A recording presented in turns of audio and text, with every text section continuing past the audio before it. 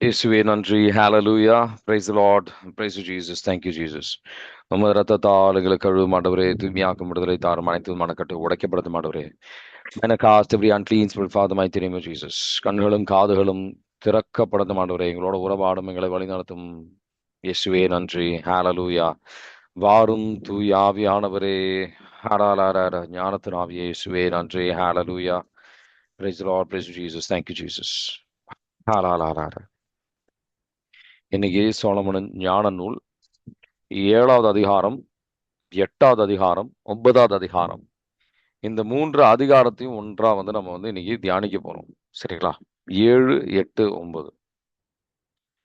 இந்த 7வது அதிகாரத்துல முதல் நம்ம தியானிக்கின்ற விஷயம் என்ன அப்படின்னு பாத்தீங்கன்னா, எப்படி சாலமன் ஒரு தாழ்ச்சியோடு தாழ்ச்சியோடு அவர் சொல்றாரு. நான் ஒரு மனிதன், சாதாரண மனிதன், பெரிய அரசராக இருந்திருக்கலாம், ஆனா ஒரு மனிதன், ஒரு 10 மாதம் பெற்றெடுத்த ஒரு சாதாரண ஒரு மனிதன் தான் அப்படின்ட்டு சாலமோனின் ஞானம் 7வது அதிகாரத்திலிருந்து நீங்க வாசிச்சீங்க அப்படின்னு சொன்னா, மற்ற மனிதர்களை போல் சாதாரண மனிதன் தான்.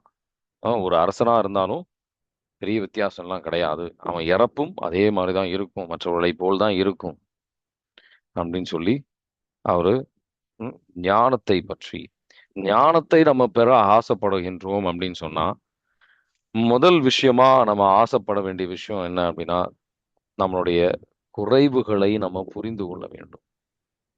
சாலமன் அந்த அளவுக்கு ஒரு வல்லமையான ஒரு பெரிய ஒரு பதவியில் இருந்தாலும் அவரை உயர்த்திக்குவதற்கு பதிலாக அவர் மற்ற மனிதர்களைப் போல்தான் அப்படின்ற ஒரு உணர்வில் இங்க அவர் பேச ஆரம்பிக்கிறார். சரிங்களா? ஞானம்னா என்ன? ஞானம் இந்த அறிவை, கடவுள் தந்த அறிவை கடவுளுக்கு ஏற்றபடியாக கரெக்டான ஒரு பயன்படுத்துவதில் அப்படின்றதுதான் இந்த ஞானம் அப்படின்றது. நம்ம பல அறிவு இருக்கு அப்படின்றதுனால ஞானம் இருக்கு அப்படின்றது கிடையாது. ஞானி அப்படின்னு சொல்ல முடியாது. பல மனிதர்களுக்கு நிறைய விஷயங்கள் தெரியும். ஆனா நடைமுறை வாழ்க்கை அப்படின்னு சொல்லி வரும்போது அவங்க அதை சரியா பல நேரத்துல பயன்படுத்துவது கிடையாது. அது அந்த மாதிரி வாழ முடியறது கிடையாது. சரிங்களா? நம்ம இதை இன்னும் ஆழமாக புரிந்து கொள்வோம். முதல் உருவாக்கப்பட்ட விஷயம் நீதிமொழிகள் 8வது அதிகாரத்துல 22, 23 வாசிக்கிறீங்களா? ஆண்டவருக்கு உருவாக்கின ஆண்ட முதல் விஷயம். ஆண்டவர் தம் படைப்பின் தொடக்கத்திலேயே தொல் பழங்காலத்தில் எதையும் படைக்கும் முன்னரே என்னை படைத்தார்.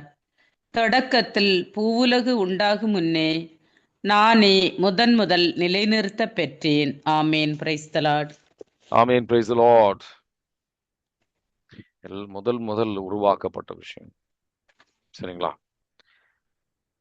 ஸோ 2 விதமான ஞானம் இருக்கு அப்படின்னு சொல்லுவோம். முதல் விதமான ஞானம் பிலோசாபிக்கல், அறிவுபூர்வமாக சில விஷயங்கள் நம்ம உருவாக்கப்பட்ட விஷயங்கள் இருந்து நம்ம புரிந்து கொள்வது அப்படின்றது. தியலாஜிக்கல் பிலோசாபிக்கல் ஞானம் அப்படின்னு ஆன்மீக ஞானம், தியலாஜிக்கல் விஸ்டம். அது கடவுளை பற்றிய இந்த நம்பிக்கை, அந்த வெளிப்பாடு, அதை பற்றி கடவுளை பற்றின ஞானம். கடவுளை பற்றின ஞானம் தான் அது ஒரு மேன்மையான, இன்னும் மேலான ஒரு ஞானம். சாலமோனின் ஞானம் 7வது அதிகாரத்துல 7லிருந்து 14 வரைக்கும் நீங்க வாசிச்சீங்க அப்படின்னு சொன்னா, அவரு ஜெபித்தார், அப்புறம் இந்த புரிதல் எனக்கு கிடைச்சது அப்படின்னு சொல்லி.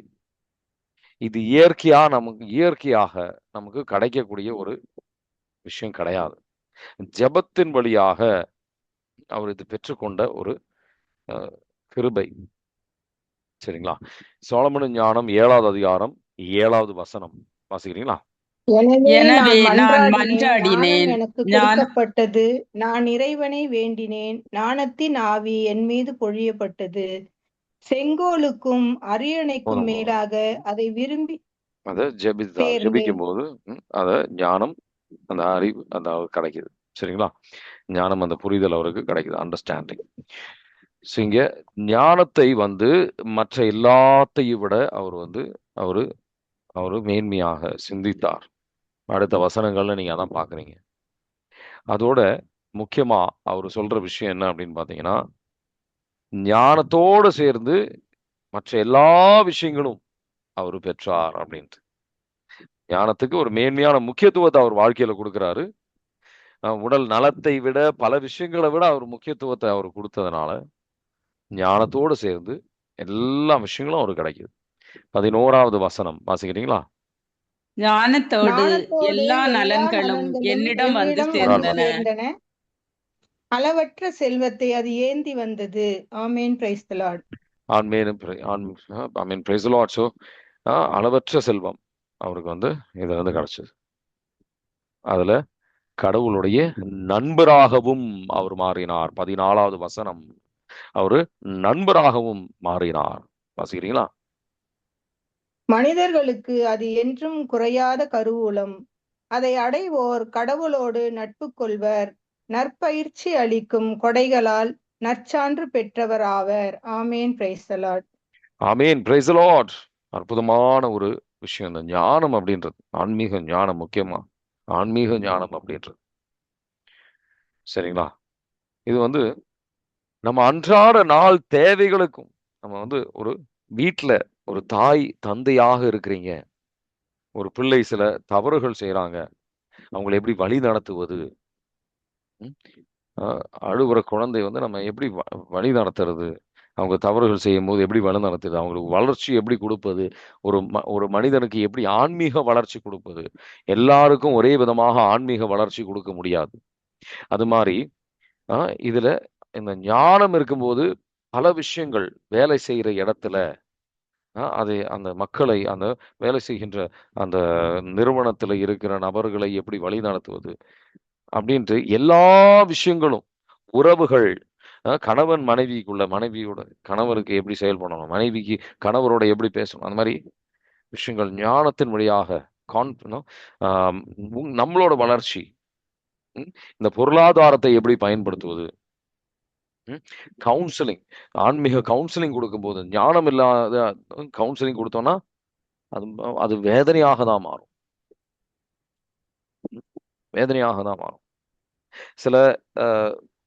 சில இது வந்து நம்ம அறிவு கற்றுக்கொள்ள விஷயங்கள் மட்டும் இல்லை, நம்ம வந்து சில சூழ்நிலைகள் வழியாக ஒரு சூழ்நிலைகள் வழியாக நம்ம இதை புரிந்து கொள்ள முயற்சி செய்வோம். சரிங்களா? இப்ப நீங்க வந்து ஒரு ஒரு நிறுவனத்துல வேலை செய்யறீங்க. அது வந்து எப்படி சில பேரை வந்து எப்படி வழி நடத்துவது அப்படின்னு ஒரு எடுத்துக்காட்டுக்காக விபிலியத்துல சாலமோனுடைய வாழ்க்கையை வைத்தே நம்ம கற்றுக்கொள்ளலாம். ஞானம் இருக்கின்றவர் உடனடியாக ஒரு தீர்ப்பு கொடுக்க மாட்டாங்க. பொறுமையோட, இப்போ 2 நபர்கள் வராங்க ஒரு முடிவெடுக்க அப்படின்னு தெரியணும், நம்ம பொறுமையாக கேட்டு ஆவியானவர் வழிநடத்தல் படி நம்ம வந்து அது கொடுக்கலாம். 1 அரசர்கள் 3வது அதிகாரத்துல 16ல இருந்து 28 வரைக்கும் நீங்க வாசிச்சீங்கன்னா, உங்களுக்கு நேரம் இருக்கும்போது பின்னாடி அதுக்கப்புறம் நீங்க வாசிக்கலாம். அது ஒரு நல்ல ஒரு அருமையான ஒரு நிகழ்வு. இதுல நிறைய நம்ம கத்துக்கலாம். சரிங்களா? 2 பெண்மணிகள் சாலமன் அரசர்கிட்ட வராங்க. 2 பேரும் சொல்றாங்க, நான் தான் இந்த குழந்தைக்கு தாய் அப்படின்னு சொல்லி. அந்த காலகட்டத்தில் டிஎன்ஏ டெஸ்டிங் அந்த மாதிரிலாம் ஒன்றும் கிடையாது. அப்ப அவர் என்ன சொல்றாரு, இந்த குழந்தைய 2ஆ வெட்டி ஒரு ஆள் வந்து ஒரு குழந்தை எடுத்துக்கும், இன்னொரு பெண்மணி இன்னொரு குழந்தை, அந்த குழந்தையோட இன்னொரு பகுதி எடுத்துக்கோங்க அப்படின்னு. அந்த தாய் இல்லாதவர் என்ன சொல்றாங்க அப்படின்னா, அது வெட்டிடலாம், குழந்தைய வெட்டிடலாம், பிரச்சனை கிடையாது அப்படின்ற மாதிரி. ஆனா தாயாக இருக்கிற பெண்மணி அந்த குழந்தையோட உயிருக்கு தான் அதிகமான முக்கியத்துவத்தை கொடுத்து 1 அரசர்கள் 3வது அதிகாரத்துல 16ல இருந்து 28ல ஒரு அருமையான ஒரு இயற்கையாகவே யாரு தாய் அப்படின்னு சொல்லி அவர் ஞானத்திற்காக அந்த ஜெபிக்கிற ஒரு சூழ்நிலை நீங்க பார்க்கலாம். ஞானத்தில் அந்த கரெக்டான ஒரு முடிவை அவர் எடுக்கிறார். சரிங்களா? 1 அரசர்கள் 3வது அதிகாரத்துல 3வது அதிகாரத்துல 21ல இருந்து 21, 22, 23 வரைக்கும் வாசிச்சா கூட போதும். விடியற்காலையில் பிள்ளைகளுக்கு பால் கொடுக்க நான் எழுந்தபோது, ஐயோ, அது செத்து கிடந்தது. சற்று விடிந்த பின் பிள்ளையை உற்று பார்த்தபோது, அது நான் பெற்ற பிள்ளை அல்ல என்று கண்டேன் என்றாள். இதை கேட்ட மற்றவளோ, இல்லை, உயிரோடு இருப்பதே என் பிள்ளை. செத்து போனது உன் பிள்ளை என்றாள். முதல் பெண்ணோ, இல்லை, செத்த பிள்ளை தான் உன்னுடையது, உயிரோடு இருக்கும் பிள்ளை என்னுடையது என்றாள். இவ்வாறு அரசர் முன் அவர்கள் வாதாடினர். அப்பொழுது அரசர், என்ன இது, ஒருத்தி உயிரோடு இருக்கிறாள், இவன் என் மகன் செத்துவிட்டான், உன் மகன் என்கிறாள். மற்றவளோ, இல்லை, செத்துவிட்டவன் உன் மகன், உயிரோடு இருக்கிறவன் என் மகன் என்கிறாள் என்றார். ஆமேன். Praise the Lord. ஆமென். Praise Lord. இந்த மாதிரி போட்டி போட்டுட்டு இருக்கிறாங்க. அப்போ அரசர் சொல்றாரு, ஒரு வாளை கொண்டு வா, அது ரெண்டா வெட்டிடுவோம் அப்படின்னு சொல்லும்போது, இல்ல வேண்டாம், அந்த உயிரோடு அந்த முதல் தாய்க்கு அதை கொடுத்துருங்க. ஏன்னா தாய்க்கு தான் அந்த ஒரு பாசம் இருக்கும் அப்படின்னு ஒரு ஞானத்துல அந்த முடிவு எடுக்கிறாரு.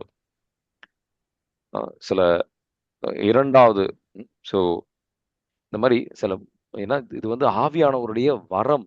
இந்த மாதிரி ஆவியானோட வரம், அது ஆவியானவர் தருகின்ற ஒரு கிருபை, அது இந்த ஞானம் அப்படின்றது. ஏசாயா 11வது அதிகாரம் 2வது வசனம் 3வது வசனம் எடுத்து பார்த்தீங்கன்னா ஆவியானவர் தருகின்ற ஒரு வரம் அது. வாசிக்கிறீங்களா? ஏசாயா 11:2-3. ஈசாய் என்னும் அடிமரத்தில் இருந்து தளிர் ஒன்று துளிர்விடும், அதன் வேர்களில் இருந்து கிளை ஒன்று வளர்ந்து கனி தரும். ஆண்டவரின் ஆவி அவர்கள் மேல் தங்கியிருக்கும். ஞானம், மெய்யுணர்வு, அறிவுத்திறன், ஆற்றல், நுண்மதி, ஆண்டவரை பற்றிய அச்சம், உணர்வு, இவற்றை அந்த ஆவி அவருக்கு அருளும். ஆமேன். Praise the Lord. ஆமேன். Praise the Lord. ஆவியானவர் நம்மோடு துணை இருந்து அந்த ஞானத்தை தந்து கரெக்டான முடிவுகள் எடுக்க உதவி செய்வார். இரண்டாவது ஒரு சூழ்நிலை, சோதனைகளின் சூழ்நிலை வரும் உங்களுக்கு. ஒரு ஒரு எடுத்துக்காட்டுக்காக சொல்றேன். ஒரு நல்ல ஒரு பிசினஸ் டீல் வரும், நல்ல ஒரு விஷயம், இது செஞ்சா அற்புதமா இருக்கும். என்னோட வாழ்க்கையில நடந்த ஒரு நிகழ்வு நான் சொல்ல விரும்புறேன் உங்ககிட்ட. என்னோட ஒரு ரொம்ப நெருங்கிய நண்பர், ஸ்கூல்ல நாங்க வந்து ஒண்ணா படிச்சோம். அவர் வந்து என்னை வந்து சொன்னாரு, பிரதர் தம்பி, நண்பாவா, நம்ம வந்து ஒரு ஸ்டார் ஹோட்டலுக்கு போயிட்டு அங்க வந்து ஒரு பிசினஸ் டீலிங், என்னோட இன்னொரு நண்பர் நான் வந்து உனக்கு இன்ட்ரடியூஸ் பண்றேன், வா நம்ம போலாம். போய் அங்க வந்து அந்த நபரை பார்த்தோம். ஒரு பிசினஸ் டீல், நீங்க இந்த மாதிரி செய்யுங்க, 5 லட்சம் ரூபா போடுங்க, நம்ம வந்து இந்த மாதிரி ஒரு விஷயம் பண்ணலாம் அப்படின்ற மாதிரி அவர் சொல்றாரு. ஆவியானவர் அது பேசிட்டே இருக்கும் போதே ஆவியானவர் வந்து ஞானத்தை கொடுத்தார். அவர் சொல்றாரு, இது ஒரு ஏமாற்றத்திற்கு போய் முடியும் அப்படின்னு சொல்லி. நீங்க துபாய்க்கு வரணும். அவர் வந்து அந்த நபர் வந்ததே வந்து BMW பெரிய கார்ல அப்படி இப்படின்லாம் வந்து பெரிய பெரிய 5 ஸ்டார் ஹோட்டல்ல தான் மீட்டிங் எல்லாமே. நம்புற மாதிரி தான் அவர் பேசுறாரு. பேசுறதெல்லாம் கேட்டா நம்ம இயற்கையா நம்ம சிந்திக்கிறோம் அப்படின்னா, லாஜிக்கலா சிந்திச்சோம் அப்படின்னு சொன்னா கரெக்டா இருக்கிற மாதிரி இருக்கும். ஆனா ஆவியானவர் ரொம்ப தெளிவா வெளிப்படுத்துறாரு, இதை செய்யாத. அவர் சொன்னபடி நான் வந்து இது வேண்டாம். எவ்வளோ வந்து எளிதாக இருந்தாலும் சரி, நிறைய காசு வரா மாதிரி இருந்தாலும் சரி, கடவுள் வேணான்னு சொல்லிட்டாரு, எனக்கு அது வேண்டாம், அவ்வளவுதான். ஆவியானவர் கொடுத்த ஞானத்தின்படி வேண்டாம். உள்ளத்துல ஆவியானவர் உணர்த்துகின்றார். ஸோ இந்த அப்போ அந்த நண்பர்கிட்டையும் சொன்னேன், தம்பி நீயும் செய்யாத, இதுல போகாத. அவரு சொன்னபடி நான் வேண்டான்னு வச்சுட்டேன். ஒரு 3-4 மாசம், ஒரு 6 மாசம் இருக்கும் நினைக்கிறேன். அதுக்கப்புறம் அவர்கிட்ட பேசும்போது அவர் சொல்றாரு, இந்த இதுல வந்து காசு போட்டு அவர் இழந்த ஒரு கதையை அவர் பேசிட்டு இருந்தார். அதனால இப்படிதான் வந்து ஆவியானவர் வழி நடத்துவார். அந்த சூழ்நிலையை ரொம்ப தெளிவாக, ரொம்ப ரொம்ப கஷ்டப்பட்டு ஜெபிச்சு 10 பேர்கிட்ட ஜெபிக்கலாம் சொல்ல, ரொம்ப மிக தெளிவாக இதுல வந்து காசு போடுற விஷயத்த நீ யோசிக்கவே வேண்டாம் அப்படின்றாரு. சரிங்களா? அந்த ஞானத்தை பெறும்போது ஆவியானவர் துணையாளர், அவரு தர ஞானம் அது. அவர் நம்மோடு இருந்து அவர் நம்மளை வழி நடத்துவார். இது ஒரு நிகழ்வு அப்படின்றது கிடையாது, பல இடத்தில் பல சூழ்நிலைகளில். ஆனா ஆவியானவரை விட, அவரோடு இருக்கின்ற உறவை விட வேற பல விஷயங்களுக்கு நம்ம முக்கியத்துவம் கொடுத்ததுனால ஆவியானவரோட உறவும் நமக்கு கிடையாது, இந்த உலகத்தில் இருக்கின்ற விஷயங்களும் நம்ம கையில இல்லை. ஆனா சோலமன் அப்படி கிடையாது. மனைவியை போல் நான் கண்டேன் அப்படின்னு. அந்த அளவுக்கு அந்த உறவுக்கு ஆவியான் ஞானத்துக்காக, அந்த உறவுக்காக அவர் முக்கியத்துவத்தை அவர் கொடுத்திருந்தார். அதனால ஆவியானவர் அந்த ஞானத்தோட அவரு எல்லாம் அவரு பெற்றுக்கொண்டார். அதுதான் அவருடைய ராஜ்யம் நீதியும் தேடுங்கள், இவை அனைத்தும் உங்களுக்கு கொடுக்கப்படும். இதன் அடிப்படையில தான் சொல்றார். கடவுளுடைய நண்பராக நம்ம மாறுவோம். கடவுளுடைய நண்பராக நம்ம மாறுவோம். இந்த மாதிரி பல சோதனைகள் ஒன்னு ரெண்டு அப்படின்றது கிடையாது. பல சோதனைகள் என் வாழ்க்கையில பார்த்திருக்கேன். அதுல ஆவியானவரோட சேர்ந்து நடக்கும்போது பிரச்சனை வந்தது கிடையாது. எப்ப நானா முடிவெடுத்தனோ எல்லாம் பிரச்சனை எல்லாம் போய் முடிஞ்சிருக்கு. பல சூழ்நிலைகள் பிரச்சனைகள்ல முடிஞ்சிருக்கு. ஆவியானவர் இந்த ஞானத்தை பெறும்போது இது ஒரு பாசிவ் அப்படின்றது கிடையாது.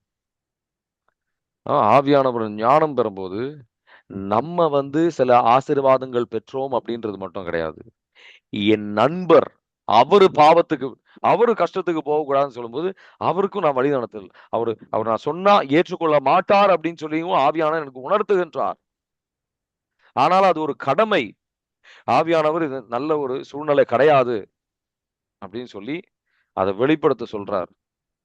நீயும் செய்யாத அப்படின்ட்டு.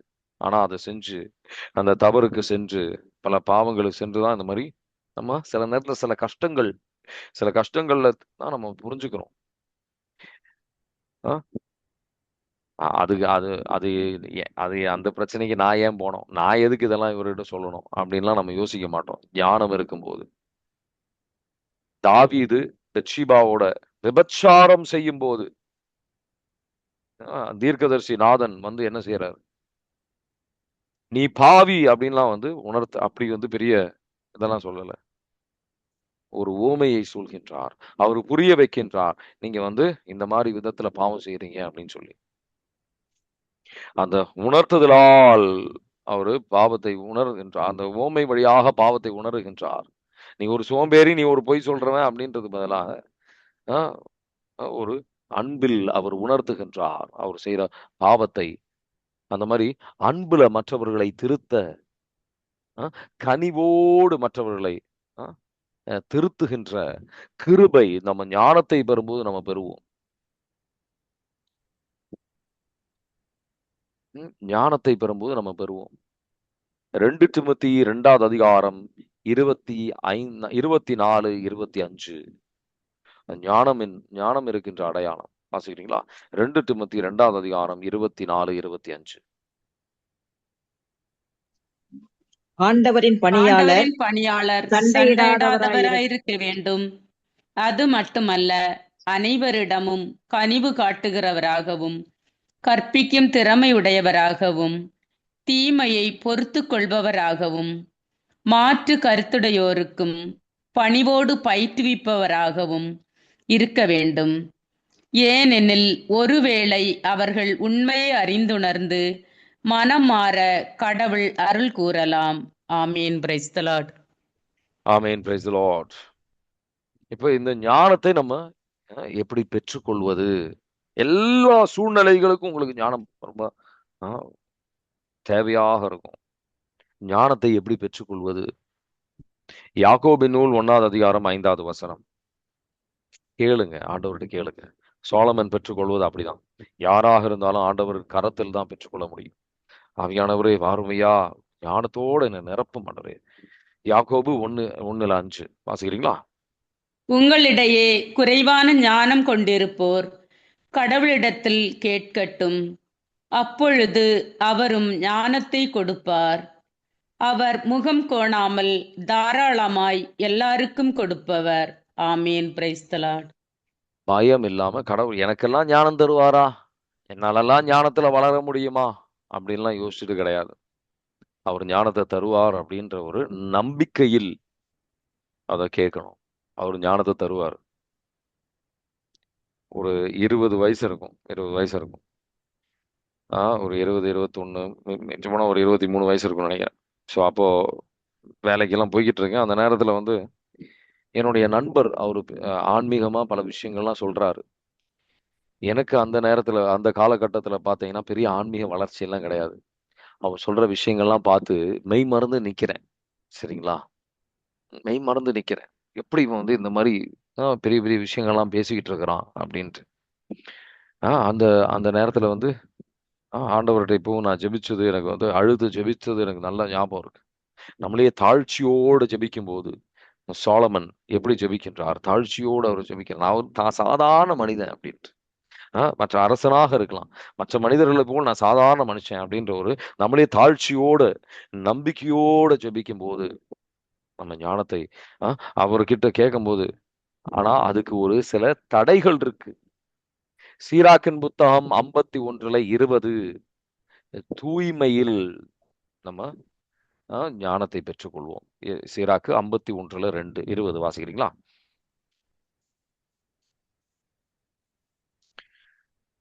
அதன்பால் என் உள்ளத்தை செலுத்தினேன், தூய்மையில் அதை கண்டு கொண்டேன். தொடக்கத்தில் இருந்தே என் உள்ளத்தை அதன் மேல் பதித்தேன்.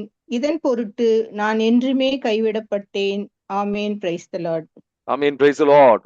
தூய்மையில் அதை கண்டறிவோம். ஞானத்தை நம்ம பெறுவோம். அது வந்து இந்த 3 அதிகாரத்திலையும் இருக்கும். 7, 8, 9லயும் வந்து இந்த தூய்மையை பற்றி, தூய்மையில் தான் நம்ம தூய்மை இல்லாத ஒரு இதுல வந்து ஞானம் வராது. தூய்மை இல்லை. ஸோ 24வது வசனம் நினைக்கிறேன். 7வது அதிகாரத்துல 24ல வந்து அந்த தூய்மை 27வது வசனம் வாசிக்கோங்க. தூய்மையான ஆன்மாக்கள்ல அது ஞானம் செல்லும் அப்படின்னு சொல்லி. சரிங்களா? வாசிக்கிறீங்களா? ஞானம் ஒன்றே என்றாலும் எல்லாம் செய்ய வல்லது, தான் மாறாது, அனைத்தையும் புதுப்பிக்கிறது, தலைமுறை தோறும் தூய ஆன்மாக்களில் நுழைகிறது, அவர்களை கடவுளின் நண்பர்கள் எனவும் இறைவாக்கினர்கள் எனவும் ஆக்குகிறது. ஆமீன். Praise the Lord. ஆமீன். Praise the Lord. ஞானத்துக்கு நம்ம பல பேர் நம்ம அந்த அளவுக்கு ஒரு முக்கியத்துவத்தை கொடுக்கறது கிடையாது. சாலமன் எல்லா நாளும் அவர் ஞானத்திற்காக ஜெபித்தார். எல்லா நாளும் ஞானத்திற்காக ஜெபிச்சார். அது மாதிரி நம்ம எல்லா நாளும் ஞானத்துக்காக ஜெபிக்கணும். அதோடைய பல ஆசீர்வாதங்கள் இருக்கு. சீராக்கின் புத்தகம் 4வது அதிகாரத்தை எடுத்து வாசிங்க. அதுல 11 19 வரைக்கும் வாசிங்க அப்படின்னா உங்களுக்கு வாசிக்க நேரம் இல்லை. நம்ம பிள்ளைகளுக்கு இந்த ஞானம் கிடைக்கும். உங்களுக்கு அந்த ஞானம் இருந்தா அந்த பிள்ளைகளுக்கு ஞானம் கிடைக்கும். அவருக்காக நம்ம அதுல பல ஆசீர்வாதங்கள் இருக்கு. சீராக்கின் புத்தகம் 4வது அதிகாரத்துல 11 19. சரிங்களா? அதுல பாத்தீங்கன்னா உங்க தலைமுறை 16வது வசனம். அதுல வந்து தலைமுறையினர்களுக்கு இந்த ஞானம் வரும். வாசிக்கிறீங்களா? ஞானத்தை நம்புவோர் அதனை உரிமையாக்கிக் கொள்வர், அவர்களுடைய வழிமரபினரும் அதனை உடைமையாக்கிக் கொள்வர். ஆமீன். Praise the Lord. ஆமீன். Praise the Lord. வழிமறையினர்கள், இந்த பிள்ளைகளுக்கு அந்த ஞானம் வரும். பிள்ளைகளோட பிள்ளைகளுக்கு அந்த ஞானம் வரும். அதான் அதிகாலையில் தேடணும். 12வது வசனத்தை பாத்தீங்கன்னா அதிகாலையில தேடுங்க அப்படின்னு போட்டிருக்கும். உங்களுக்கு கடவுளுக்காக ஊழியம் செய்யணும்னு நீங்க ஆசைப்படுறீங்களா? 14வது வசனம் சீராக்கின் புத்தகம் 4:14 யாரு வந்து அந்த ஞானத்தை நேசிக்கின்றார்களோ கடவுளுக்கு பணிவிடை செய்வாங்க. 4:14 வாசிக்கிறீங்களா? அதற்கு பணி செய்வோர் தூய இறைவனுக்கே ஊழியம் புரிகின்றனர், ஞானத்திற்கு அன்பர், ஆண்டவருக்கும் அன்பர். ஆமீன். Praise the Lord. ஆமீன். Praise the Lord. ஆனா அதுல ஒரு மகிழ்ச்சி நமக்கு கிடைக்கும். ஞானத்தின் வழியாக ஆவியானவர் வழிநடத்தல் நம்ம பெறுவோம். ஆனா விலகி சென்றோம் என்றால், பாவத்தின் வழி அந்த தூய்மையை விட்டு விலகி சென்றோம் அப்படின்னு சொன்னா இந்த ஞானத்தை இழக்க நம்ம வாய்ப்பு இருக்கு. சரிங்களா? சீராக்கு 4:19 வாசிக்கிறீங்களா? அதை விட்டு அவர்கள் விலகி சென்றால் அவர்களை அது கைவிட்டு விடும், அழிவுக்கு அவர்களை இட்டு செல்லும். ஆமீன். Praise the Lord. ஆமீன். Praise the Lord. நீதிமொழிகள் 22:3 கரெக்டான முடிவுகள் நம்மளால எடுக்க முடியும். நீதிமொழிகள் 22:3 நற்பயிற்சி பெறாத மகனை பெற்ற தந்தை இகழ்ச்சி அடைவார், அத்தகைய மகனோ அவருக்கு இழிவை கொணர்வாள். ஆமீன். Praise the Lord. ஆமென். Praise the Lord. பல பல சூழ்நிலையில நம்ம நல்லதை தேர்ந்தெடுக்கணும். ஆனா இன்னும் மேன்மையான சில விஷயங்கள் இருக்கு ஆன்மீகத்துல. இந்த மேன்மையான விஷயங்களை தேர்ந்தெடுக்கணும் அப்படின்னா ஞானம் வேணும். இந்த ஞானம் வேணும். சரிங்களா? அது மார்த்தா மரியாளுடைய வாழ்க்கையில நீங்க பார்க்கலாம். மார்த்தா ஆ, அவங்க செஞ்ச விஷயங்கள் நல்ல விஷயங்கள் தான். இயேசு அவருக்கு அவருக்கு பணிவிடை செய்யணும் அப்படின்ற ஆசை தான், நல்லதுதான். ஆனா மரியாளை போல் மேன்மையான விஷயம் இயேசு கிறிஸ்துவுடைய காலடியில் அவங்க உட்கார்ந்து அதை கேட்குறாங்க. அந்த மேன்மையான விஷயங்களை தேர்ந்தெடுக்கணும் அப்படின்னா ஆவியானவருடைய ஞானம் நமக்கு தேவை. ஆ, புரியுதுங்களா? அது மாதிரி இந்த ஞானத்துக்கு நம்ம அந்த அளவுக்கு ஒரு முக்கியத்துவத்தை கொடுக்கறது கிடையாது. ஞானத்தின் வழியா நம்ம தன்னடக்க நம்ம கற்றுக்கொள்வோம். ஞானத்தின் வழியாக கடவுளை இன்னும் நெருங்கிய செல்வோம். சீராக்கின் புத்தகம் 6வது அதிகாரத்துல ம், அதுக்கு நமக்கு ஒரு கட்டுப்பாடு வேணும், பொறுமை வேணும் ஞானத்தை பெற்றுக்கொள்ள. சீராக்கின் புத்தகம் 6வது அதிகாரத்துல 18 to 31. சரிங்களா? அது ஒரு டைம் இருக்கும்போது அதையும் வாசி. ஸோ அபிஷேகம் நமக்கு கிடைக்கும். இது ஒரு நாள்ல கிடைக்கிற ஒரு விஷயம் கிடையாது. திரும்பவும் திரும்பவும் நான் சொல்லி உங்களை வற்புறுத்துற விரும்புகிற விஷயம் அது. சரிங்களா? ஸோ அதனால ஒரு கட்டு ஒரு ஒரு பொறுமையோடு தான் அதை பெற்றுக்கொள்ள முடியும். இன்னைக்கு ஞானம் வேணும்னு சொன்னா நாளைக்கு ஒரு பெரிய ஞானி ஆயிட மாட்டீங்க. சில சோதனைகள் வரும், சில பிரச்சனைகள் வரும். அதை வந்து ஆவியானோட சேர்ந்து நம்ம அதாவது மேற்கொள்ளணும், கீழ்ப்படியணும். அந்த கீழ்ப்படிதல் வழியாக தான் நம்ம அதை பெற்றுக்கொள்ள முடியும். சரிங்களா? ஆவியானவருடைய வார்த்தையின் வழியாக வாசிக்க, தியானிக்க தியானிக்க அந்த ஞானத்தை நம்ம பெற்றுக்கொள்வோம். சரிங்களா? வார்த்தையை தியானிக்க தியானிக்க இது நம்ம அவர் வார்த்தையை நம்ம பெற்றுக்கொள்வோம். ஐ மீன் ஞானத்தை பெற்றுக்கொள்ள வாய்ப்பு இருக்கு. அந்த அது நமக்கு அதை பத்தி சிந்திக்க, அதை பத்தி தியானிக்கும் போது நமக்கு இன்னும் ஆழமான ஒரு வெளிப்படுத்துதல்கள் அது வழியாக நமக்கு கிடைக்கும். சரிங்களா? சீராக்கின் புத்தகம் 6வது அதிகாரத்துல 18வது வசனம் வாசிக்கிறீங்களா? குழந்தாய், இளமை முதல் நற்பயிற்சியை தேர்ந்து கொள், முதுமையிலும் ஞானம் பெறுவாய். ஆமீன். Praise the Lord. ஆமென். Praise the Lord.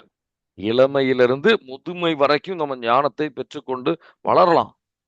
இது போதும், அவ்வளவுதான், நான் ஞானி ஆயிட்டேன் அப்படின்ற ஒரு சூழ்நிலை இந்த ஆன்மீக விஷயத்துல கிடையாது. இன்னும் ஆழமான விஷயங்கள் ஆண்டவர் எனக்கு சொல்லி கொடுத்துட்டு இருக்கிறார். ஞானம் அப்படின்றது இது போதும் அப்படின்றது கிடையாது.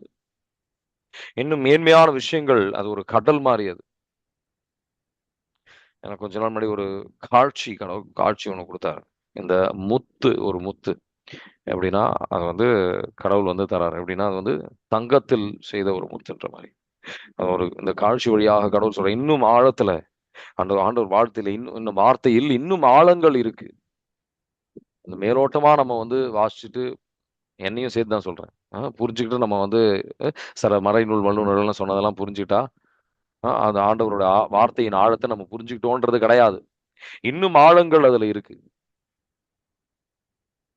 தேடணும், அவரோட ஜெபிக்கணும். அதன் வழியாக தான் இன்னும் ஆழத்துல புரிஞ்சுக்க முடியும்.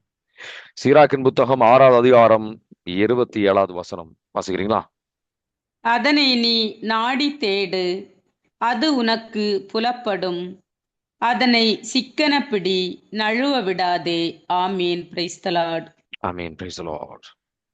பல பேர் இதை வந்து பெற்றுக்கொண்டு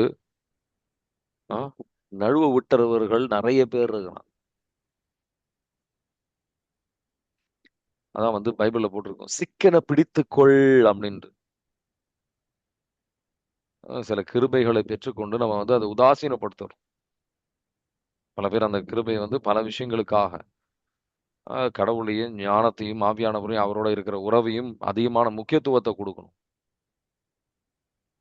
சரி, ஆவியானவர் வழிநடத்தல் படி நம்ம வாழ்ற நபர்களாக இருக்கும். சரிங்களா? அந்த மாதிரி அந்த மாதிரி நபர்களோட நம்ம நண்பர்களாக இருக்கணும். ஞானம் நிறைந்த நபர்களோட நண்பர்களாக இருக்கணும். அப்பதான் நமக்கு வளர்ச்சி. நீதிமொழிகள் 13:20 எடுத்து வாசிங்க. பல பேர் ஆண்டவர் தெரியாத நபர்கள் நம்ம நண்பராக வச்சிருப்போம். அதுல இருக்கிற ஆன்மீகமும் நீங்க இழந்துருவீங்க. நீதிமொழிகள் 13:20 வாசிக்கிறீங்களா? ஞானமுள்ளவர்களோடு உறவாடுகிறவர் ஞானமுள்ளவர் ஆவார். மூடரோடு நட்பு கொள்கிறவர் துன்புறுவார். ஆமீன். Praise the Lord. ஆமீன். Praise the Lord. இன்னும் ஞானம் உங்களுக்கு வேணுமா? ஞானம் இருக்கிற நபர்கள் உங்க வாழ்க்கையில வச்சுக்கோ. கடவுளுக்கு மதிப்பு கொடுக்கிறவங்க, ஆவியானவரோட வழி நடத்தல்படி வாழுகின்றவர்கள் நண்பர்களாக வைத்துக்கொள்ளும். உங்க வாழ்க்கை மாறும். ஆவியானவருக்கு ஏற்றபடியான ஞானம் நிறைந்த புத்தகங்கள் உங்க போன்ல ஞானம் நிறைந்த இந்த வாட்ஸ்அப்லயும் வீடியோஸும் அந்த மாதிரி விஷயங்கள் மட்டும் கேளுங்க. ஞானத்துல நிரப்பப்படுவீங்க. அந்த மாதிரி ரீல்ஸை நீங்க பாருங்க. அது தவிர வேற ஒரு விஷயமும் நான் பார்க்க மாட்டேன் அப்படின்ற முடிவெடுங்க. கலாத்தியர் 5வது அதிகாரம் 16வது வசனம், ஆவியானவரோட நடங்கள் அப்படின்னு போட்டிருக்கும். அப்ப ஞானத்தை பெறுவோம். கலாத்தியர் 5:16 வாசிக்கிறீங்களா? எனவே நான் சொல்கிறேன், தூய ஆவியின் தூண்டுதலுக்கு ஏற்ப வாழுங்கள், அப்போது ஊனியல்பின் இச்சைகளை நிறைவேற்ற மாட்டீர்கள். ஆமீன். Praise the Lord.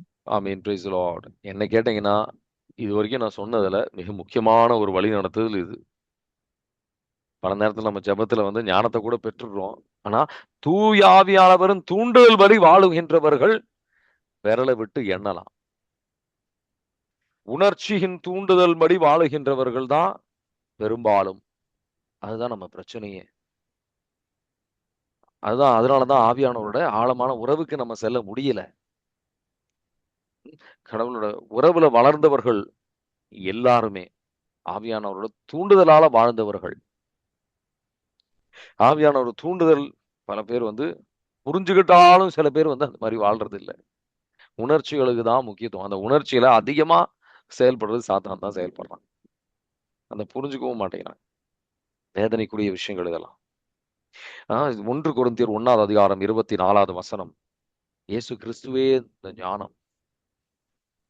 சரிங்களா? இயேசு கிறிஸ்துவே இந்த ஞானம். நம்ம இந்த ஆண்டவரின் அறிவு நம்ம பைபிளை நிறைய வாசிச்சிருப்போம். ஆனா நடைமுறை வாழ்க்கையில வரும்போது, சில சோதனைகள் வரும்போது, சில பிரச்சனைகள் வரும்போது, ஆவியானவர் தர தூண்டுதலால் நம்ம வாழணும். அந்த மாதிரி வாழ்றது கிடையாது. அதான் பிரச்சனையே. சரிங்களா? சோலமோனின் ஞானம் 9வது அதிகாரத்துல, அந்த சோலமன் விஸ்டம் ஆஃப் சோலமன்ல 9வது அதிகாரத்துல பாத்தீங்கன்னா, இரக்கத்தின் கடவுளே அப்படின்னு சொல்லி எல்லாத்தையும் உருவாக்கினவரே தாழ்ச்சியோட இந்த ஞானத்தை கேட்கிறார். தாழ்ச்சியோட கேளுங்க. நம்பிக்கையோட இந்த ஞானத்திற்காக கேளுங்க. இது ஒரு வரம். மனித ஒரு அச்சீவ்மெண்ட் கிடையாது. கடவுளுடைய ஞானத்தை நீங்க பெற்றிருக்கீங்க, அதுக்கு அவருக்கு வார்த்தைக்கு ஏற்றபடியாக வாழ முடியுது அப்படின்னு சொன்னா அது ஒரு வரம். சரிங்களா? அது ஒரு வரம்.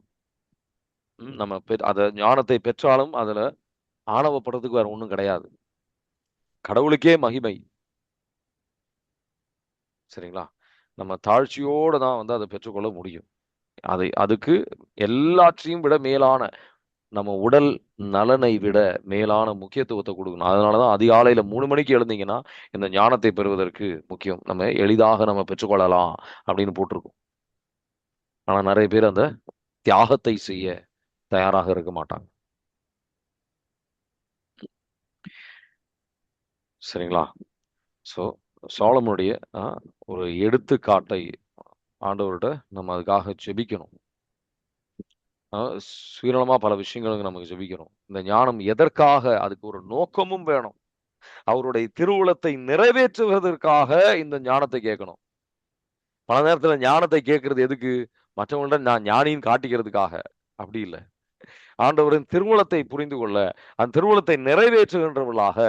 சீராக்கின் புத்தகம் 6வது அதிகாரத்துல அதுதான் போட்டிருக்கும். பல இடத்துல பிபிலியத்துல ஞானத்தை பத்தி போட்டிருக்கும். நிறைய பேர் பெற்றுக்கொள்ள மாட்டாங்க. ஏன்னா நிறைய பேர் இந்த தூய்மை விரும்புறது தயாரா இல்லை, கீழ்ப்படி ஒரு தயாராக இல்லை, பொறுமை இல்லை. அதனால நிறைய பேர் இதை பெற்றுக்கொள்ள மாட்டாங்க, ஞானத்தை பெற்றுக்கொள்ள மாட்டாங்க. சீராக்கின் புத்தகம் 6வது அதிகாரத்துல ரொம்ப தெளிவாக போட்டிருக்கும், நிறைய பேர் இதை பெற்றுக்கொள்ள மாட்டாங்க அப்படின்ட்டு. ரொம்ப 22வது வசனம், சீராக்கு 6:22 வாசிக்கிறீங்களா? ஞானம் பெயர் பொருத்தமுடையது, பலருக்கு அது புலப்படுவதில்லை. ஆமீன். Praise the Lord. ஆமென். Praise the Lord. பலருக்கு இது கிடைக்காது. நிறைய முயற்சிகள் எடுக்க வேண்டியிருக்கும், எளிதாக இருக்காது. 26வது வசனத்தை எடுத்து வாசிப்பார். உன் முழு உள்ளத்தோடும் அதனை அணுகு, உன் முழு வலிமையோடும் அதன் வழியில் நடந்து செல். ஆமீன். Praise the Lord. ஆமென். Praise the Lord. ஞானம் நம்ம பெறும்போது இன்னும் அறிவு கூட நமக்கு கிடைக்கும். இன்னும் எப்படி அதை கடைபிடிப்பது, நமக்கு அறிவும் கிடைக்கும். ஆண்டவர் ஞானத்தை, ஆண்டவரே இன்னும் ஞானத்தை தாங்க அப்படின்னு சொல்லி ஜெபிக்க ஜெபிக்க அறிவும் ஆண்டவர் எனக்கு தந்தார். இந்த இடத்துல போய் நீ இப்படி செய், இப்படி ஜெபி, இப்படி பண்ணு, அப்படி பண்ணு, அப்படி வழிநடத்தல் நமக்கு கிடைக்கும். 34வது வசனத்திலிருந்து 34வது வசனத்திலிருந்து 37வது வசனம் வரைக்கும் வாசிக்கிறீங்களா? மூப்பர்களின் தோழமையை நாடு, ஞானிகள் யார் என கண்டு அவர்களை சார்ந்து நில். கடவுளை பற்றிய எல்லா உரைகளுக்கும் செவி சாய்ப்பதில் ஆர்வம் காட்டு. அறிவு கூர்மை கொண்ட பழமொழிகளை கேட்காமல் விட்டுவிடாதே. அறிவு கூர்மை படைத்தோரை நீ கண்டுவிட்டால் விரைந்து அவர்களிடம் செல். உன் காலடி பட்டு அவர்களின் வீட்டு வாயிற்படிகள் தேயட்டும். ஆண்டவரின் நெறிமுறைகளை எண்ணிப்பார், அவருடைய கட்டளைகளை எப்போதும் உள்ளத்தில் இருத்து. அவரே உன் உள்ளத்திற்கு தெளிவூட்டுவார், நீ விரும்பும் ஞானத்தை உனக்கு அருள்வார். ஆமீன். Praise the Lord. ஆமீன். Praise the Lord.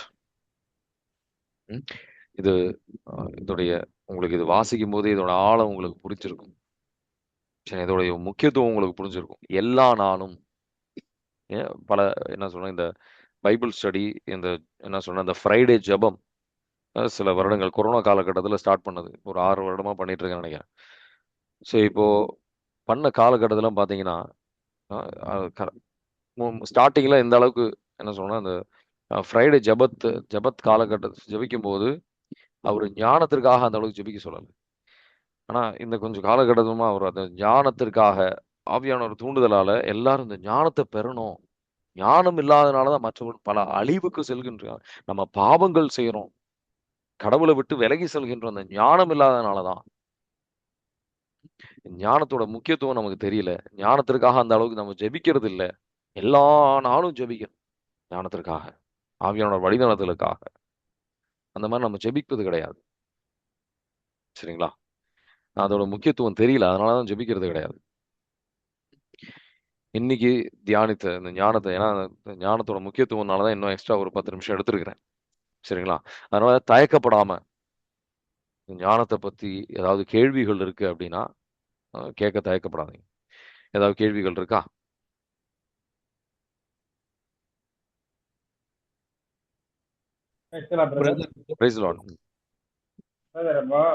கடவுள்கிட்ட அவன் ஞானத்தை தர வேண்டும், அவன் ஜெபிக்கிறோம்.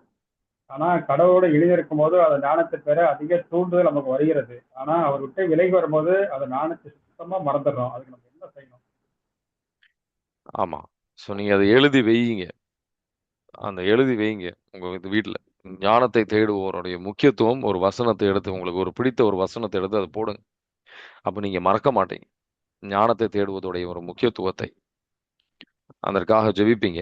நம்ம தியானிக்கணும். சில விஷயங்கள் நம்ம தியானிப்பது கிடையாது.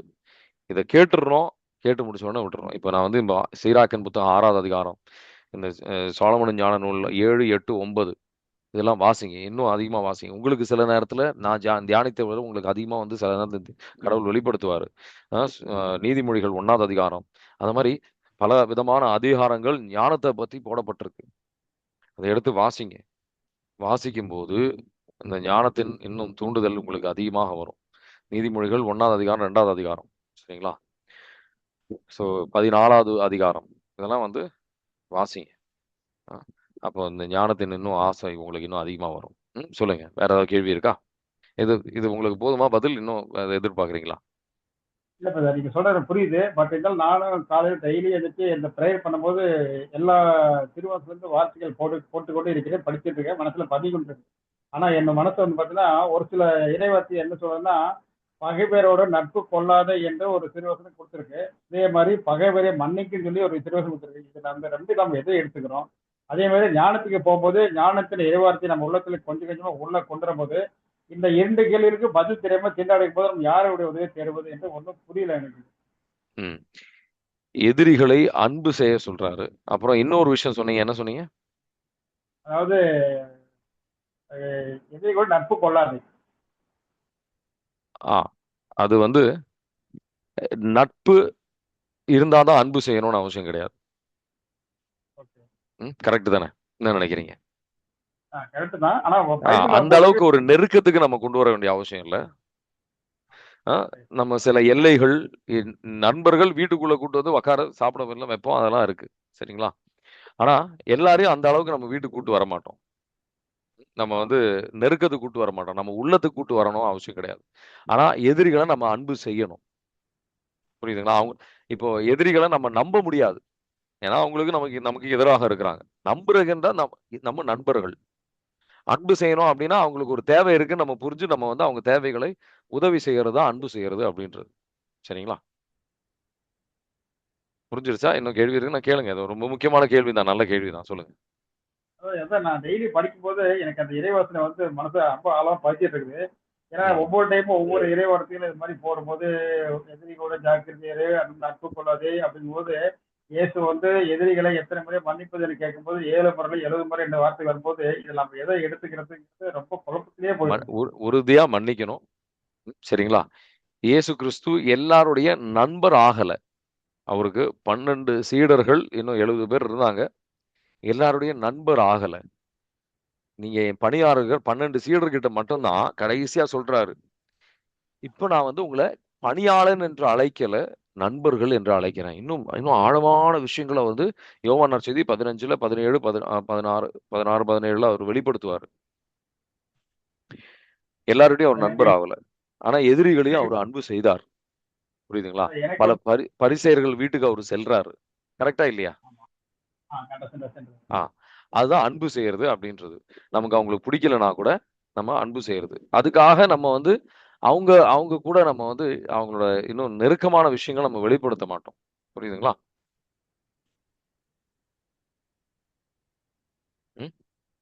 தெளிவாயிடுச்சா? இன்னும் கேள்வி இருக்கா? இருந்தாலும் நான் தினந்தோறும் வந்து இறைவார்த்தை படிக்கும்போது நான் முதல்ல வார்த்தை என்ன சொல்றேன்னா யூதா 1 20 ஒரு இறைவார்த்தை வந்து டெய்லி படிக்கிறேன். அன்பானவர்களே, தூய்மை விசுவாசத்தை அடிப்படை கொண்டு வாழ்வை கட்டி எழுப்புங்கள், தூய் ஆவின் துணையோடு வேணும் செய்ய வார்த்தை தினந்தோறும் ட்ரை பண்ணி படிச்சுட்டு இருக்கேன். ஆனா ஒரு சில நேரத்தில் இந்த தெளிவு வராமல் தான் நான் அப்படியே திண்டாடும் போது நீங்க சொன்ன வார்த்தைகள் எனக்கு கொஞ்சம் ஆர்வம் தருது. வேற ஏதாவது கேள்விகள் இருக்கா?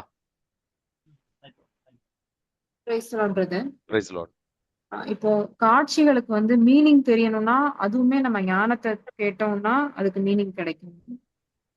அதுக்கு தனியா வந்து ஒரு கிஃப்ட் இருக்கு. சரிங்களா? இன்டர்பிரேஷன் ஆஃப் விஷன்ஸ் அப்படின்னு சொல்லுவாங்க. அந்த வரதுக்காக நீங்க ஜெபிக்கிறது நல்லது. சரிங்களா? இன்டர்பிரேஷன் ஆஃப் விஷன்ஸ் 1 கொரிந்தியர் 14வது அதிகாரத்துல நினைக்கிறேன் அதுல இருக்கும். அது இன்னொரு வரமும் இருக்கு. அது பேர் வந்து வேர்ட் ஆஃப் நாலேஜ், உள் உணர்த்துதல். காட்சிகள் வரும்போது ஆண்டவரே இது அர்த்தம் என்ன அப்படின்னு கேட்டீங்கன்னா, அமைதியில் ஆவியானவர் நமக்குள்ள இருக்கிறாரு. அதனுடைய அர்த்தத்தை பல நேரத்தில் எனக்கு வந்து வெளிப்படுத்துவார். சரிங்களா? முக்கியமா நீங்க புரிஞ்சு கொள்ள வேண்டியது என்ன விஷயம் அப்படின்னா, இது வந்து ஒரு திருச்சபையை கெட்டி எழுப்புகின்ற ஒரு வரம். இது நீங்க எவ்வளவுக்கு திருச்சபையை கெட்டி எழுப்புவதற்காக நீங்க பயன்படுத்துறீங்களோ அவ்வளவுக்கு இந்த வரங்கள் வளரும். புரியுதுங்களா? இது வந்து நம்ம தேவைக்காக மட்டும் பயன்படுத்தும் போது வளராது. இப்போ புரியுதுங்களா? ஸோ 1 கொரிந்தியர் 14 எடுத்து வாசிச்சீங்கன்னா, ஒன் ஹூ ஒரு இது இருக்குன்னா அன்லஸ் சம்மன் இன்டர்பிரட்ஸ், அந்த இன்டர்பிரிட்டேஷன் அப்படின்றது அது ஒரு தனி கிஃப்ட். சரிங்களா? இந்த 2 வரங்களால ஒன்று இன்டர்பிரிட்டேஷன் ஆஃப் விஷன்ஸ், இல்லைன்னா அந்த வேர்ட் ஆஃப் நாலேஜ், அது உள் உணர்த்துதல்னு சொல்லுவாங்க தமிழ்ல. ஸோ அது ஒரு உணர்த்துதல் வரும், இதோட அர்த்தம் இதுதான் அப்படின்ட்டு. முதல்ல அந்த பவிழத்தை, அந்த பேர்ல் அந்த காட்டும் போது எனக்கு அது அர்த்தம் என்ன அப்படின்னு புரியல. அதுக்கப்புறம் ஆவியானவர் உள்ள உணர்த்துறார், அதோடைய அர்த்தம் வந்து இதுதான். உனக்கு அந்த ஆண்டவர் வார்த்தையில இது வரைக்கும் ஒரு ஆழத்துல நீ புரிஞ்சுக்கிட்ட, இன்னும் அதுல ஆழங்கள் இருக்கு, நான் உனக்கு வெளிப்படுத்துறேன் அப்படின்ட்டு. புரியுதுங்களா? புரிஞ்சிருச்சா? இன்னும் கேள்வி இருக்கா? புரியுது பிரதர். ஒரு தடவை அந்த அப்பம் வந்து இந்த நற்கரனை தூக்கி காட்டும் போது அப்பம் உடைக்கிற மாதிரி தெரிஞ்சது. அப்போ வந்து இதோட மீனிங் என்னன்னு கேட்கும்போது, வேற ஒரு பிரதர் வந்து ப்ரேயர் பண்ணும்போது அப்போ உடைக்கிறது வந்து கண்கள் திறக்கப்படுதா அர்த்தம், அவரோட மெசேஜ் கொடுக்கும் சொன்னாரு.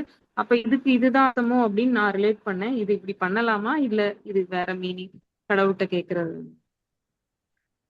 அப்போ உடையறதோட அர்த்தம் வந்து மீனிங் வந்து ஆக்சுவலா ஐ மீன் இட்ஸ் ஜஸ்ட் வெரி சரி, எல்லா விஷன்ஸும் வந்து விஷன்ஸ்லேயே வந்து நிலைகள் இருக்கு. சில விஷன்ஸ்லாம் வந்து ஸ்ட்ரெயிட் ஃபார்வர்ட் விஷன், இது வந்து ஆக்சுவலாக ஸ்ட்ரெயிட் ஃபார்வர்ட் விஷன்னு சொல்லுவாங்க. சரிங்களா? சில இதெல்லாம் கடவுள் எப்படி பேசுவார்னா மல்டிபிள் விஷன்ஸ் கொடுத்து பேசுவார். இது வந்து ஒரு சிம்பிள் விஷன் தான். சிலதெல்லாம் காம்ப்ளெக்ஸ் விஷன்ஸ் இருக்கு. இது வந்து ஆக்சுவலாக சிம்பிள் ஸ்ட்ரெயிட் ஃபார்வர்டான விஷன் தான். அது எப்படின்னா ஒரு புரோக்கன்னஸ், ஒரு உடையறதுக்கு நம்ம தயாராக இருக்கணும். சரிங்களா? ஒரு கோதுமை மணி மண்ணில் விழுந்து அது மடியாத இருந்தா அது வந்து பலன் தராது அப்படின்னு சொல்லுவாங்க. நம்ம நம்ம ஒரு சில சுயநலகமான சில விஷயங்களை விட்டு கொடுக்க, நம்ம நம்ம வந்து என்ன சொல்லணும், தாழ்ச்சிக்கு வருவதற்கு அதெல்லாம் வந்து நமக்கு அது உடையிற மாதிரி இருக்கும். நமக்கு அது ரொம்ப கஷ்டமா இருக்கும், நமக்கு அது வேதனையா இருக்கும். அது உங்களை கடவுள் என்ன சொல்றாருன்னா, இன்னும் நீங்க உடைய வேண்டி இருக்கு. இயேசு கிறிஸ்து அவரே வந்து உடையறதுக்கு அவர் வந்து தயாராக இருந்தார். சரிங்களா? அது மாதிரி இன்னும் ஒரு புரோக்கன்னஸுக்கு கடவுள் வந்து பிரேக் பண்ணி உங்களை வந்து அவர் சாயல்ல மாத்துறதுக்கு நீங்க வந்து அனுமதிக்கணும் அப்படின்னு கடவுள் சொல்றாரு. புரியுதுங்களா? ஓகே பிரதர், புரியுது. தேங்க்யூ. தேங்க்யூ. வேற ஏதாவது கேள்விகள் இருக்கா இன்னைக்கு ஞானத்தை பத்தி? ஏன்னா இது ரொம்ப ஒரு முக்கியமான கிளாஸ், உங்களுக்கு வாழ்க்கையில ஒரு ஆன்மீக வளர்ச்சிக்கு ஒரு முக்கியமான ஒரு விஷயம், அதுக்காக தான் கேட்டேன். பிரதர் இப்போ வந்து 3 to 6 ப்ரேயர் பண்ண சொல்றீங்க. சில பேருக்கு வந்து 3 to 6 பண்ணணும் இல்லை, ஒரு 1.5 மணி நேரம் பண்ணா கூட போதும், அதுக்கப்புறம் திரும்ப தூங்கலாம். சொல்லுங்க. Okay okay. இல்லை, அது ஐ வாஸ் ஆஸ்கிங். பட் இப்போ அந்த ரொட்டேஷனல் ஷிஃப்ட்ஸ்லாம் போயிட்டு வரவங்க அண்ட் என்ன பண்ணுறது, ஒர்க்ஸ்லாம் ஐ மீன் ஒரு நார்மல் லைஃப்ல வந்து வேற டைம்ல பண்ணலாமா? அவங்களுக்கு இந்த விஸ்டம் கிடைக்கணும்னா 3 o'clock தான் பண்ணணுமா மார்னிங்? இல்லை, விஸ்டம் கிடைக்கணும்னா 3 o'clock ஜெபிச்சாதான் விஸ்டம் கிடைக்கும்னு நாங்கள் போடலை. சரிங்களா? 3 o'clock ஜெபிச்சீங்கன்னா விஸ்டம் கிடைக்கிறது இன்னும் எளிதாகும். புரியுதுங்களா? ஆனா அதுக்கு நான் நெகோஷியபிள். தூய்மை இல்லாம நமக்கு ஞானம் கிடைக்காது. தூய்மை வேணும். அதுக்கு அடித்தளமா தேவையான விஷயங்கள் அப்படின்றது தூய்மை, இந்த சில பல விஷயங்கள் சூழ்ச்சி இருக்கக்கூடாது அப்படின்னு சொல்லுவோம். நம்ம நேர்மையான இருக்கிறவர்களாக இருக்கணும் அப்படின்றது, கடவுளுக்கு வார்த்தை கீழ்ப்படுகின்றவர்களாக இருக்கணும், ஆவியானவர் செவிசாய்க்கின்றவர்களாக இருக்கணும் அப்படின்றதெல்லாம். 3 மணிக்கு எழுந்து ஜெபிச்சீங்க அப்படின்னா ஞானத்தை கிடைக்கிறதுக்கு இன்னும் எளிதாகும். சரிங்களா? அதுக்காக மற்ற நேரத்துல ஜெபிச்சீங்கன்னா கிடைக்காது அப்படின்றது கிடையாது. சரிங்களா? Price the Lord. சொல்லுங்க. வேற ஏதாவது கேள்வி இருக்கா?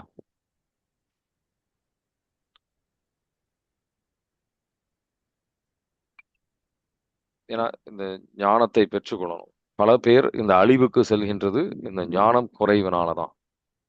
சரிங்களா? ஞானம் இயேசு கிறிஸ்துவில் ஒளிந்திருக்கின்றது அப்படின்னு சொல்லுவாங்க. கொலோசியரின் புத்தகம் 2வது அதிகாரத்துல 3வது வசனம் வாசிக்கிறீங்களா? கொலோசியர் 2:3.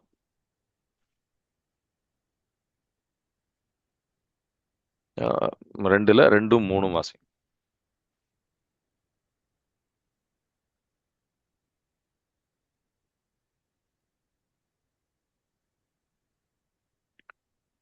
கொலோசியரின் புத்தகம் 2வது அதிகாரம் 2-3. என் உழைப்பால் உள்ளங்கள் யாவும் ஊக்கமடைந்து அனைவரும் அன்பினால் ஒன்றாக இணைக்கப்பட வேண்டும். அந்த அறிவுத்திறனால் உறுதியான நம்பிக்கையை அவர்கள் நிறைவாக பெற வேண்டும். இதுவே என் விருப்பம். ஞானமும் அறிவும் ஆகிய செல்வங்கள் அனைத்தும் கிறிஸ்துவில் மறைந்துள்ளன. ஆமேன். Praise the Lord. ஆமென். Praise the Lord. கிறிஸ்துவில் மறைந்துள்ளனர். இயேசு கிறிஸ்துவை பார்த்தோம்னா அந்த அளவுக்கு ஞானம் இருக்கிற மாதிரி நமக்கு மறைந்துள்ள ஞானங்கள் நிறைய இருக்கு. சரிங்களா? அது ரகசியத்தில் தனித்துவ ஜெபத்தில் நம்ம அதை பெற்றுக்கொள்ளலாம். அது நமக்கு வந்து என்ன சொல்லணும்னா அது வந்து ஒரு அதான் வந்து இதுல வந்து ரொம்ப தெளிவா போட்டிருக்கும். அப்படியே வந்து போய் உக்காந்தா யாருக்கு வேணா அப்படியே ஞானம் கிடைச்சிடாது. அதுக்காக சில ஜெபிக்கணும், ஆர்வத்தோட ஜெபிக்கணும், நம்மளே தூய்மைப்படுத்தி ஜெபிக்கணும்.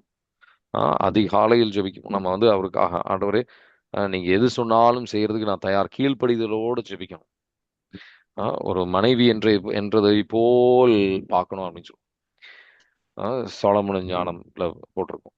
அதுக்காக இந்த 9வது அதிகாரத்துல அது ஒரு நல்ல ஜெபம்.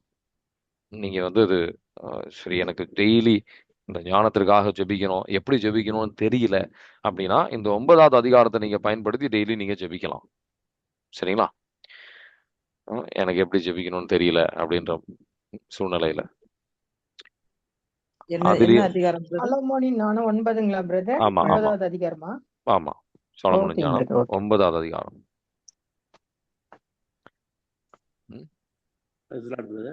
Price the Lord. சொல்லுங்க. இந்த 3 மணி வந்து இறையிறக்கத்தின் நேரம் தான். ஆமா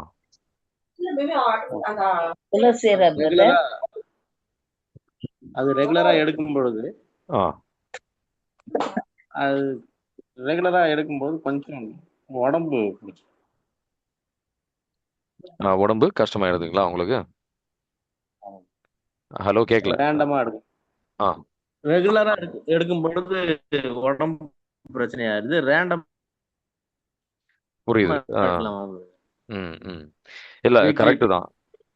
அது ஐ மீன் அது டெய்லி வந்து அவ்வளோ எளிதாக நம்மளால அதை செய்ய முடியாது. சரிங்களா?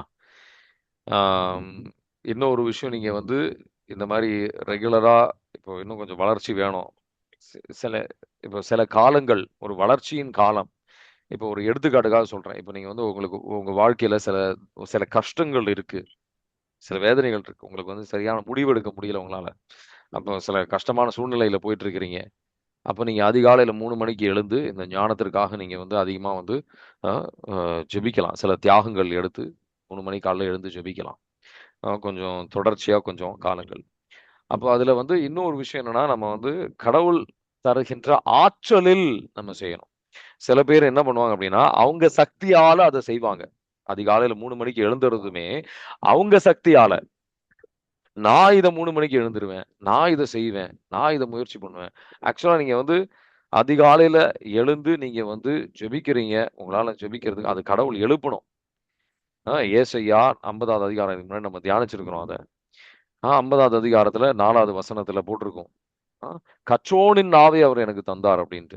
காலைதோறும் அவர் என்னை எழுப்புகின்றார், அவர் என்னை செவிகள் திறக்கின்றார். கற்றோனின் நாவ், அதான் ஞானம் இருக்கின்ற நபருக்கு தான் இந்த கற்றோனின் நாவு கிடைக்கும். புரியுதுங்களா? இந்த கற்றோனின் நாவை பெற்றுக்கொள்ள இந்த 3 மணிக்கு எழுந்துட்டு சொல்றேன். அது நான் வந்து நம்ம கீழ்ப்படிதல், அது இயற்கையாகவே 3 மணிக்கு எழுந்து நம்ம ஜெபிக்கணும் அப்படின்னா ஒரு கீழ்ப்படிதல் நமக்கு தேவை. அப்போ என்ன நடக்கும்னா அவருடைய வல்லமையும் நமக்கு அதுல கிடைக்கும். ஆண்டவரே, இது நான் என் முயற்சியில் நான் செய்யல, நீங்க தருகின்ற ஆற்றலால் நான் இதை செய்யறேன் அப்படின்னு சொல்லி ஜெபிச்சு முயற்சி செய்து பாருங்க. அதை முடிக்கும் போதும் ஆண்டவரே, இதனால எனக்கு சரீரத்துல ஒரு பிரச்சனை வராம உங்க பின்னாடி செல்ல எனக்கு அந்த கிருபை எனக்கு தாங்க. சில நேரத்துல நம்ம வந்து சீக்கிரமா தூங்குறதுக்கும் நம்ம வந்து முயற்சிகள் எடுக்கலாம். 3 மணில இருந்து 6 மணி வரைக்கும் ஜெபிக்கணும்னு அவசியம் கிடையாது. இப்போ போன வாரம் சங்ககிரி நான் போகும்போது நான் விரும்பல, ஆனா 3 மணிக்கு கடவுள் என்னை எழுப்பிட்டாரு. 3 மணிக்கு எழுந்து நான் ஜெபிக்கக்கூடிய கிருபை எனக்கு தந்தாரு. ஜெபிச்சேன், அவருடைய வல்லமை எனக்கு கிடைச்சது. அதுக்கேற்றபடி செயல்படக்கூடிய ஆற்றலை எனக்கு தந்தாரு.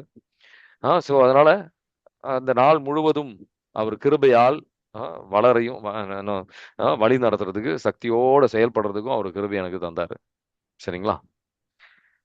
இதுல நான் சொல்ல வரேன். அது புரிஞ்சுது பிரதர். என்னன்னா அலாரம் எல்லாம் வைக்கிறது இல்ல, ஆனா வாரத்துல 2 நாள் 3 நாள் கரெக்டா ஒரு 2:45 2:50 ஒரு முழிப்பு வந்து. புரியுது. ஆனா மத்த நாள்ல அப்படி வர மாட்டாங்க. புரியுது. இதுவரையும் அலாரம் வச்சது இல்லை. அந்த 2 நாள் 3 நாள் வருது அது மாதிரி. அவ்வளவுதான். அதான். ஸோ அப்போ 2 நாள் 3 நாள் வந்து ஜெபிச்சா கூட போதும். அது எல்லா நாளும் ஜெபிக்கக்கூடிய ஒரு விஷயம் கிடையாது. இயேசு கிறிஸ்து எல்லா நாளும் அவர் அதிகாலையில் எழுந்து ஜெபிச்சாருன்னு போடல. சரிங்களா? ஒரு நாள் அந்த மாதிரி எழுந்து ஜெபிச்சாரு. மார்க் செய்தி 1:35 எல்லா நாளும் அவர் எழுந்து ஜெபிச்சாருன்னு போடல. புரியுதுங்களா? சரி. வேற ஏதாவது கேள்வி இருக்கா?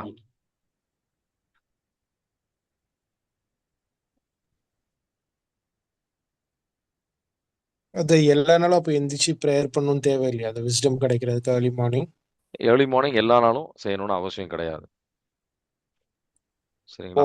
வீக்லியா இல்ல எப்படி சொல்லுவீங்க? Weekly once R twice?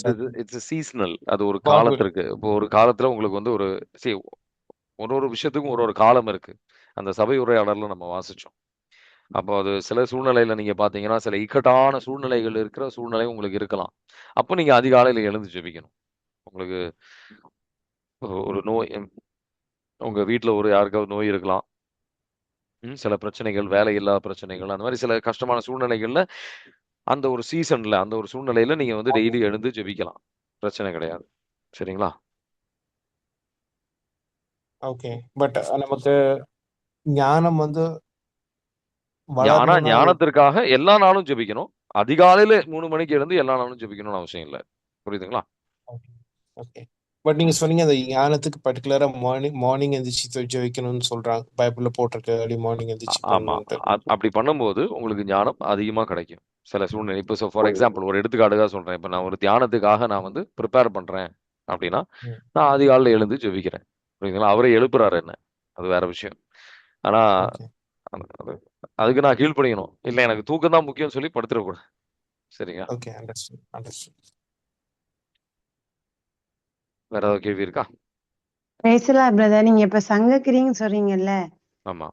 Father Kirubakaran இருக்கிற இடமா அந்த இடத்துக்கு நீங்க வரீங்களா? ஆமா. Okay brother, thank you. Okay, thank you. Okay, இயேசுவே நன்றி. ஹalleluya, praise the lord, praise Jesus, thank you Jesus. நாளைக்கு மோஸ்டா வந்து நமக்கு பைபிள் ஸ்டடி இருக்காது. நாளைக்கு நாளன்னைக்கு நான் வந்து இங்க திருப்பத்தூர் சேக்ரட் ஹார்ட் காலேஜ் ஒரு தியானத்துக்காக போறேன். அங்க இதை ப்ரேயர்ல வச்சுக்கோங்க. ஆண்டவர் ஆவியானவர் வல்லமையால செயல்படுறதுக்காக கிருபை கிடைக்கணும் அப்படின்ட்டு. சரிங்களா? God bless you. Thank you for your prayers.